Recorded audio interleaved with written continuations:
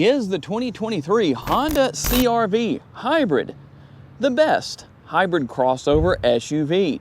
Well, today we're at Holmes Honda and we are going to use this radiant red CR-V Hybrid Sport to see if we can answer that question. And while this is not the highest trim level available for the CR-V, it definitely has a lot of great features. The exterior color is radiant red. And if this is the first time you've seen a video on the fully redesigned CR-V, let's talk a little bit about the size differences. The overall width is going to be the least of the changes. 0.4 inches is going to be the increase. When we look at wheelbase, which is always the center of one tire to the center of the other, that increases by 1.6 inches. And if you measure from bumper to bumper, the overall width of the vehicle increases by 2.7 inches. And a very nice look as far as its overall design goes, and looking more sporty and a little bit more aggressive. And while the width is the least of the increases in size, the wider and lower grille for 2023 definitely gives it a lower profile, or at least looks like it has a lower profile based on how that looks. Gonna have the gloss black there. And LED lighting everywhere you look on the vehicle. LED headlights, LED daytime running lights. We're gonna have LED tail lights as well. And if you're wondering about that flickering effect and saying, how can I make my CR-V do that? Well, you'll have to film it with a GoPro. That's the only way you can do that. In other words, it has to do with the camera. We will have the built-in air curtain in the front end on both sides, air traveling through this area to help improve airflow over the vehicle, aerodynamics obviously. And when we take a look from the side, it's very easy to see the somewhat more squared off look to the front end. But while it is squared off more than it was in the past, it does not necessarily have the aerodynamics of a brick. It still has some very nice character lines. And then we're going to come to our heated, power adjustable, but manually folding side view mirrors with the gloss black mirror caps. Yes, this is extremely humid today, so it is a little challenging to show you some of this without all the water droplets on there and everything, but I think you can get the idea. Plus, we're going to have the turn signal indicators built in. You will have the walk away feature, as a lot of you like to know about. And here is your remote for 2023. Going to be very nice, easy to use, easy to figure out. And it has another one of those features that I know a lot of you love. Besides those turn signal indicators in the side view mirrors, you also have the remote start feature built in. Now, this particular model is front wheel drive, but obviously all wheel drive is available. And speaking of that, let's talk about tire and wheel size. We're gonna have 235 on the width for our tires. So a nice bit of tread down on the ground with this front wheel drive model. 60 series on the sidewall, not too high, not too low. That means good ride quality is going to be here, at least from the tires, because there's enough sidewall to soak up the bumps and not too little or too much of that. Those things do make a difference. All of that wrapped around the 18-inch wheels. And you'll find a little bit of chrome here, not much. Just the surround on the windows, the roof rails up there, body-colored shark fin antenna, and the rear roof spoiler that not only looks nice and finishes things off nicely off the roof back here, but it does have purpose to direct airflow over this rear window when you're driving down the road. That helps keep the rear window clean. And obviously LED tail lights. When your rear window obviously gets dirty, you can use the wiper right there. Now here's something that's interesting. We do have the exhaust outlets here, or at least a faux exhaust outlet, because as you can see, you can't see anything right there. But on this side, since there's only one exhaust pipe, well, there you go. Kind of an interesting thing that I thought I would point out. As far as the 2023 models go that have all been redesigned, something that I find interesting here is that the CR-V, if I can get that to unlatch, is the only one that has the struts to help open and keep the hood up. Just something interesting. We do have the hybrid powertrain here. So that's going to be the 2-liter naturally aspirated 4-cylinder paired to the dual motor electric system. Combined, they make 204 horsepower. Torque numbers come in at 247. So the good thing here is that you don't have to rely on electric only. That way, when the electric portion of things gets down to a certain point, the gas engine kicks on, it charges that back up, you can keep driving down the road. That's a good thing. It's made it to an eCVT. And what about those MPGs, 43 city, 36 highway, 40 combined, and 2.5 gallons per every 100 miles you drive. You have a 14-gallon gas tank. It does have capitalist fuel fill. This is a locking gas door, by the way. In fact, here, I'll show you real quick in case you don't believe me. Lock the vehicle, unlock the vehicle, and there you go. If you would like to tow with your CR-V hybrid, it can tow up to 1,000 pounds. How about cargo capacity? 36.6. This is with the hybrid model, up to 76.5 cubic feet. You actually do have 39.3 up to 76.5 with the non-hybrid version of the CR-V for 2023, because the floor can be changed in positions. There's a couple of ways you can deal with that. You can lower it, you can raise it, and that's what allows the increase in space. That's a little bit more than what we have here, but we do have the little pockets on the side, or whatever you want to call those, nooks. I don't know. I'm sure there's a name for that, and I'm sure if somebody likes correcting people on the internet, well, they're going to leave a comment. But whatever the case is, I'm sure nobody's going to be upset about whatever terminology I use for that. And then we're going to have, obviously, the ability to fold these seats flat. I do like the fact that they fold completely flat. They're not sitting up partially like this, as is the case with a lot of vehicles. And yes, you can do that with both sides. And the other thing that I really like here is that obviously you can put the seats here, or as you saw earlier, the seat backs can recline and give an even more comfortable driving or riding experience, I should say. Yes, there are backseat drivers, but they're not really driving, riding in the back seat. And we'll take a look into the back seat area in a little bit more of an in-depth manner. As we take a look at the door bin, you can see there's a decent sized door bin here with a bottle or drink holder and a little bit of space back there for snacks and whatever people want to put back there that are riding in the rear seats. This is not the best way to test for how soft the armrest is. It's meant to have your arm on it, not your finger. So put your arm up there, and it's actually quite soft. We're going to have the contrast stitching, as you can see. We'll go ahead and hop on inside. We will have the singular rear seat pocket right here, dual air conditioning vents, and dual USB ports. There should be a third USB port, at least in my personal opinion, because you have seating for 3 people back here. But when there are not 3 people, rear seat passengers can take advantage of the fold-down armrest with the cup holders built in. And one thing that I know has varying opinions. There's the sunroof. It's conventional size as opposed to panoramic. Which one would you prefer? And for those who say those rear door bins are not big enough for me, better call Shotgun or better grab the remote from the driver, because you do have a little more space here in the door bins on the front doors. And if somebody forgets what vehicle they're riding in, just point them down here to the door panel where it says CR-V, and then they can easily be reminded. Again, soft touch materials here for the armrest. Now, on the hybrid sport trim level, you're going to have a power driver seat, but a manually adjustable passenger seat.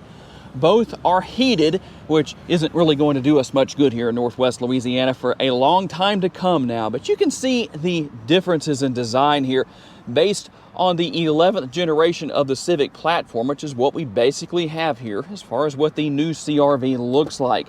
We will have the glove box here if you need to change a tire, which, by the way, this vehicle does come with out a spare tire, so in case you're wondering. But if you need to change a tire on the rim and you bring it back, or whatever the case is, this is where you're going to find the wheel lock, because there are wheel lock keys on there to keep, or wheel locks, not wheel lock keys, but that is the key to hopefully keep your vehicle from being stolen. And they are unique to the vehicle, in case you're wondering. That's what this is. That's the wheel lock, and you'll just insert that wheel lock key onto the lug wrench, and that's what it is. So that's what the wheel lock looks like. I'm not going to unzip that bag just because it's a little challenging.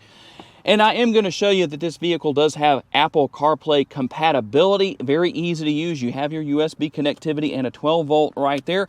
You can see that you don't have the push-button shifter. I know a lot of you don't like that. So obviously the shifter has been moved from up here to down in a more conventional space or area down here.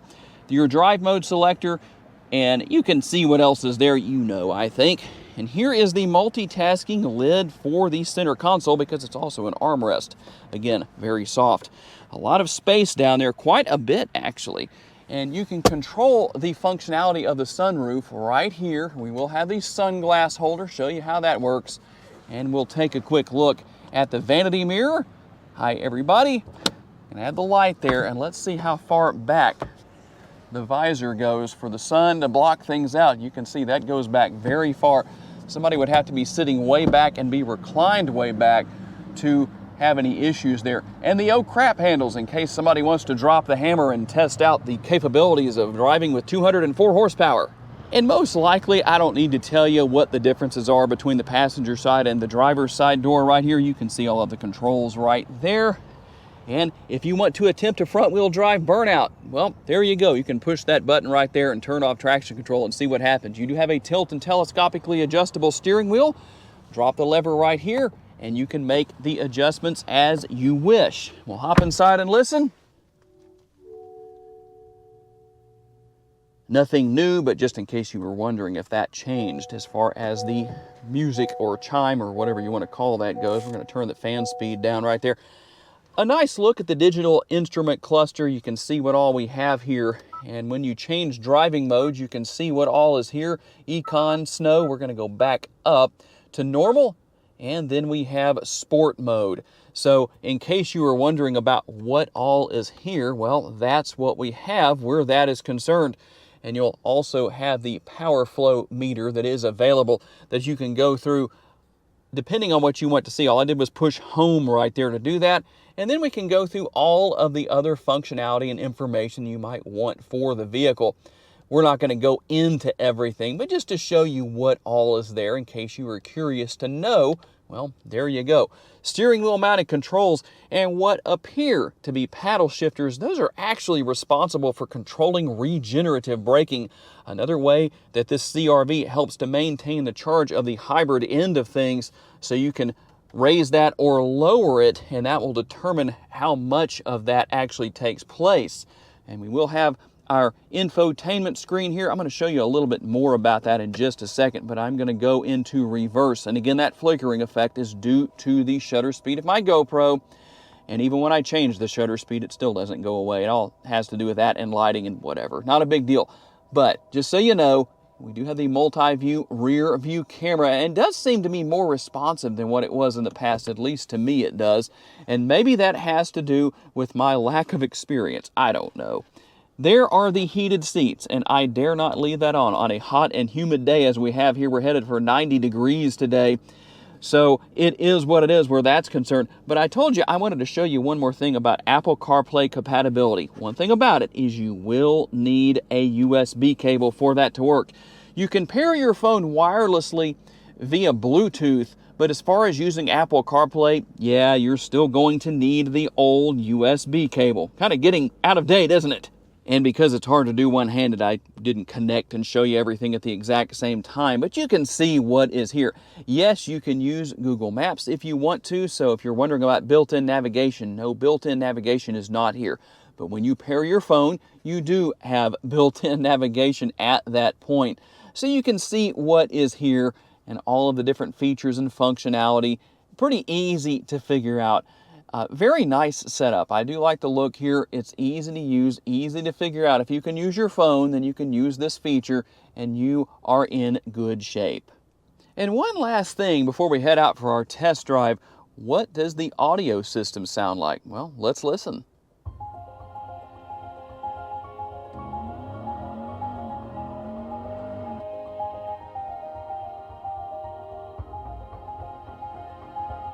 And that's probably enough. I don't want to do too much of that. And nope, that definitely was not the sound of the engine in this CR-V, in case you were wondering.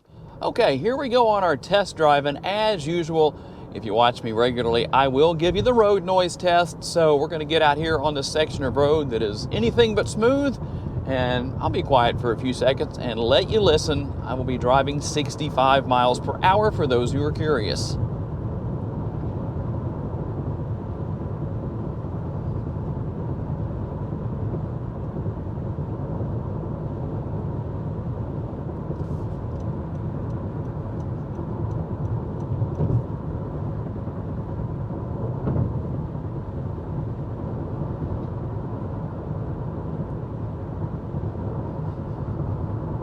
most likely you can't tell much of a difference between the two lanes, but just figured I'd drive in both lanes because I've had people ask for that before, so might as well try and do it.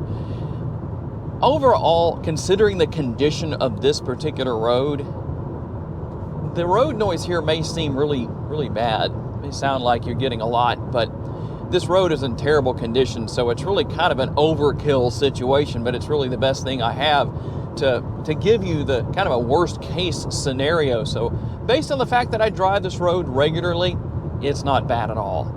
The ride quality is most certainly not bad at all. In fact, it's soaking up the bumps quite well. Again, I drive this road all the time in a multitude of different vehicles, some that ride well and some that don't. And so I can definitively say that the ride quality of this CR-V is good, considering the fact that we're on such a bad road to try that out. And the driving experience overall is very impressive. I know there's going to be people out there that say 204 horsepower and 247 pounds-feet of torque is not enough, but it actually will get up and go quite well when you need it to, and getting all the way up to a pretty good rate of speed right there, just dropping the hammer for a few seconds, it's not going to let you down. When you get on the pedal and you need to go around slower moving traffic or accelerate onto the interstate, hint, hint, for you Shreveport, Louisiana drivers who think that you should do 20 and 30 miles an hour under the speed limit to get on the interstate, it's going to make that process very easy. And the technology here, as is typical with Honda, is very easy to use. It's very easy to learn. You can see that I do have Apple CarPlay up on the screen right now just to give you something to look at other than just a screen in case you're looking in that area. Have the map up right there with Google Maps. But overall, a really nice vehicle. And there are a lot of things I would like to do with the CR-V, such as adding some weight to the rear, maybe trying to tow a little bit. But we don't have that opportunity. But I think it would do just fine. If we had a full load of passengers, I feel confident that you really wouldn't be able to tell much of a difference depending on how much they weigh. Well, you might, but it just depends. But overall, a fun vehicle to drive. I think it would do very well in the snow, considering the fact that other Honda vehicles do that with all-wheel drive. I wouldn't recommend front-wheel drive for the snow, depending on how much you get where you live. But you saw your driving modes, and you have the appropriate modes for each situation. And I am in sport mode, so I tell you what, let's go to normal. We'll slow down a little bit here. There's nobody around, and just do an acceleration test. I'm at half throttle, and yeah, I don't even know if I got that far on the pedal to the halfway point. And acceleration seems to not be a problem. So I would imagine most people buying a CR-V are not too concerned about that, but I know someone's likely to want to know, so might as well cover that while we're out on the test drive. So tell me what you think down in the comments section. Is the 2023 Honda CR-V Hybrid the best hybrid crossover SUV? Tell me what your answer is and tell me why you answered the way that you did. I'm interested to get your feedback. I have to say a special thanks to my friends here at Holmes Honda for loaning me this CR-V Hybrid Sport for the day. If you want to know more about this particular model or any other Honda they have here at Holmes Honda, check out the link down in the description of the video. And a special thanks to each and every one of you for being kind enough to give me the opportunity to give you a vision for your next vehicle. If you enjoyed this video and would like to learn about other vehicles you may wish to consider purchasing, check out the video that's on the screen right now, and I will see you there.